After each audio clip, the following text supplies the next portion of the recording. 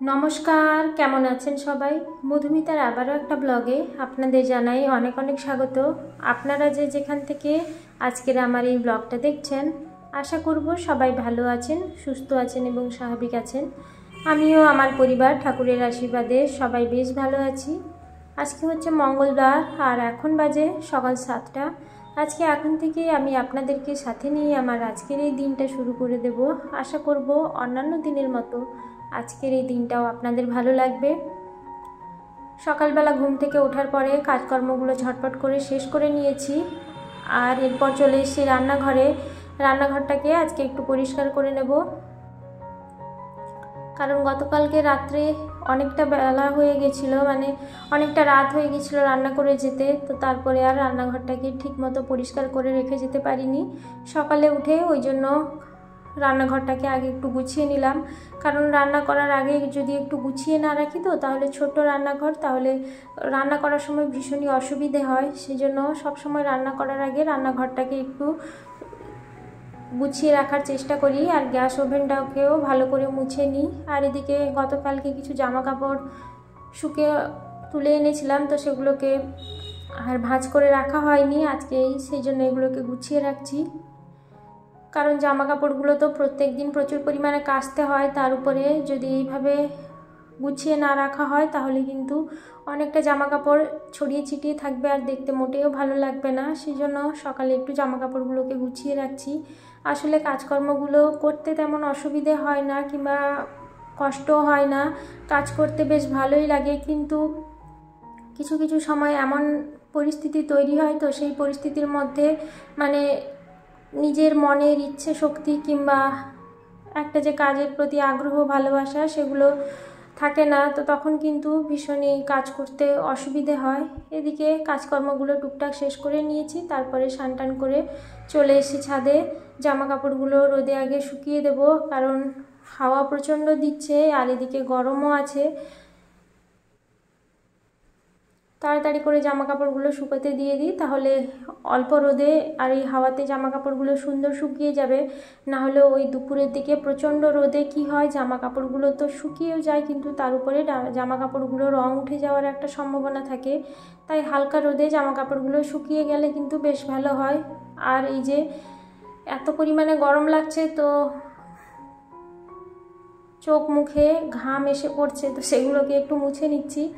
আর এদিকে জামা কাপড়গুলো ভালো করে জলটা নিংড়ে শুকোতে দিয়ে দিচ্ছি, যাতে আমি এখানে ঠাকুরের কাজকর্ম এবং পুজো করে যাওয়ার সাথে সাথেই জামা কাপড়গুলো শুকিয়ে যায়। তাহলে কি হবে, আমি একেবারেই এগুলোকে তুলে নিয়ে চলে যেতে পারবো, না হলে আমাকে আবার ছাদে আসতে হবে। আবার এই হাওয়ার মধ্যে ক্লিপ থাকলেও জামা কাপড়গুলো যে কোথায় উড়িয়ে নিয়ে চলে যায় সে ভীষণই অসুবিধে হয়। তো এদিকে সমস্ত কাজকর্ম শেষ করে চলে এসেছি রান্নাঘরে। তো আজকে হচ্ছে বিপত্তারিণী পুজো, দুদিন পড়েছে, তো মঙ্গলবার আর শনিবার দুদিন করেই হয়। আমরা ভাবছি শনিবার দিনকেই করব, তো সেই জন্য আজকে আমাদের বাড়িতে আমিষই রান্না হচ্ছে। এদিকে হবে চাল কুমড়ো চিংড়ি মাছ দিয়ে ঘন্ট। চাল কুমড়ো, পুঁই ডাঁটা, কচু এইগুলো দিয়ে আর চিংড়ি মাছ দিয়ে ঘন্ট কিন্তু খেতে ভীষণই ভালো হয়। আর গরমের সময় এই যে লাউ চাল কুমড়ো খাওয়া খুবই ভালো। তো এদিকে চিংড়ি মাছটা প্রথমে একটু ভেজে নিয়েছি আর ওই কড়াইয়ের মধ্যেই দিয়ে দিয়েছি তেল, তার মধ্যে দিয়েছি 5 ফোড়ন আর কাঁচা লঙ্কা আর পেঁয়াজ কুচি দিয়ে এবার এটাকে ভালো করে ভেজে নেব। তেমন কোনো মশলা লাগবে না, শুধু এইটুকুই হলেই হয়ে যাবে, কিন্তু স্বাদটা ভীষণই সুন্দর হয় খেতে। তো এদিকে আগে থেকে আমি চাল কুমড়ো আলু যে যে সবজিগুলো দিয়েছি এতে সেটা সেদ্ধ করে রেখেছিলাম। এরপরে পেঁয়াজটা ভাজা হয়ে গেলে ওর মধ্যে চাল কুমড়োটা দিয়ে উপর থেকে আগে থেকে ভেজে রাখা চিংড়ি মাছটা ছড়িয়ে দিয়ে নামিয়ে নেব। আপনারা পারলে একটু গরম মশলা দেবেন কিংবা না দিলেও চলবে। তো একটু ভালো করে মাখিয়ে নেব, যেহেতু কচু দিয়েছি তো ওই জন্য বেশ মাখো মাখো হয়েছে। এটাকে এবার নামিয়ে নেব। দেখতে যেমন সুন্দর হয়েছে, খেতেও তেমন ভীষণই ভালো হয়েছিল। আসলে আমাদের গ্রামের দিকে এইসব জিনিসপত্র খুবই বেশি পাওয়া যায়, চাল কুমড়ো, লাউ, তারপরে শাক পাতা এসব ভালোই পাওয়া যায়। তো আর এদিকে মাছের ঝোল হবে, তার জন্য মাছগুলো ভাজতে বসিয়ে দিয়েছি। মাছ ভাজতে গেলে তো আমার ভীষণই ভয় লাগে, কারণ মাছ ভাজতে গেলে প্রচুর পরিমাণে তেল ছিটিয়ে পড়ে। অনেকবার হয়েছে, বিয়ের পরে যে কতবার গায়ে তেল ছিটে পড়েছে তার কোনো হিসাব নেই। আর এখন আমি কি করি, মাছটা ভাজতে গেলে মাছটা ফেলে দিয়ে ওই যে ঢাকনাটা আছে ওই ঢাকনাটা চাপিয়ে দিই। তাহলে কি হয়েছে, ওই যে তেলের যে ধোঁয়াটা ওটাও যেমন রান্নাঘরে চারদিকে বসে যাবে না, সেরকম গায়ে তেল ছিটানোরও সম্ভাবনা থাকবে না। কারণ কিচেন চিমনি না থাকলে কিন্তু ওই তেলটা গিয়ে গোটা ওই রান্নাঘরে হয়ে যায়। তাই সবসময় একটু ঢেকে দেওয়ার চেষ্টা করি। যখনই তেলের মধ্যে কোনো কিছু দিই সাথে সাথেই ওই ঢাকনাটা ঢেকে দিলে কি হয়, গায়েও যেমন ছিটিয়ে আসার সম্ভাবনা থাকে না, সেরকম তেল চিটচিটেও রান্নাঘরে একটু কম হয়।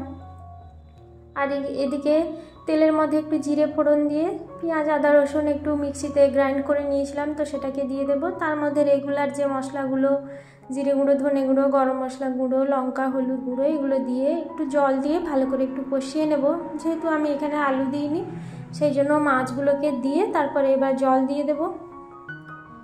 তাহলে কি হবে, মাছগুলো ভালোভাবে সেদ্ধও হয়ে যাবে আর মশলা নুন ঝাল ওর মধ্যে খুব ভালোভাবেই ঢুকে যাবে।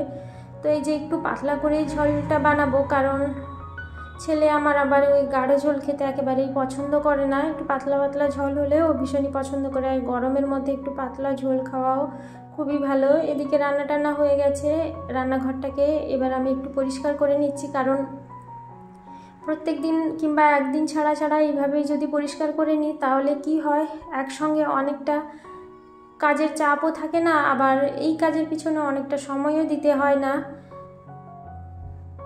একটু একটু কাজগুলো গুছিয়ে রাখলে কি হয়, পাহাড় প্রমাণ কাজ আর চোখের সামনে ভেসে ওঠে না কিংবা জমে থাকে না। সেই জন্য প্রত্যেকেরই উচিত যখনই যেটুকু কাজ জমবে সেটা সাথে সাথেই শেষ করে নেওয়া উচিত। জমিয়ে জমিয়ে রাখলে কিন্তু সেটা জমতে জমতে একদিন পাহাড়ের পরিমাণে তৈরি হবে, আর সেটা করতে গেলে কিন্তু পরিশ্রমও যেমন লাগবে সেরকম সময়ও বেশি লাগবে। কারণ একটা কাজের প্রতি যদি অনেকটা সময় দিয়ে দেওয়া যায় তাহলে কিন্তু সংসারের বাকি কাজকর্মগুলো করাও হবে না, আর সেক্ষেত্রে সমস্যা একটা তৈরি হবে। তো এদিকে মুছে নিয়ে গ্যাস ওভেনটাকেও ভালো করে মুছে নিচ্ছি। কারণ যেদিন মাছ রান্না হয় তো সেদিন একটু বেশি পরিষ্কার করতে হয়, কারণ চারিদিকে ওই মাছ ভাজার তেল কিংবা রান্নার তেলগুলো ছিটিয়ে থাকে, তো ওই জন্য। আর এদিকে রান্না করার পরে আমি বাসনগুলোকে ধুয়ে রেখেছিলাম, তো সেগুলোকে একটু গুছিয়ে রাখছি। জলটা ঝরে গেছে, এবার গামলা থেকে জলটা ফেলে দিয়ে বাসনগুলোকে এইভাবে একটু গুছিয়ে রাখছি। তাহলে কি হবে, আর চারিদিকে রান্নাঘরের চারিদিকে ওগুলো ছড়িয়ে ছিটিয়ে থাকবে না, গুছানো হয়ে গামলার মধ্যে থাকলো, যখনই দরকার তখন নিয়ে নেব। আর এদিকে এই যে মশলাপাতিগুলো এসছে ওগুলোকে একটু গুছিয়ে রাখবো। তাহলে বন্ধুরা আজকের মতো আমার ব্লগটা এই পর্যন্ত। দেখা হবে আপনাদের সঙ্গে আবারও একটা নতুন ব্লগ নিয়ে। ধন্যবাদ।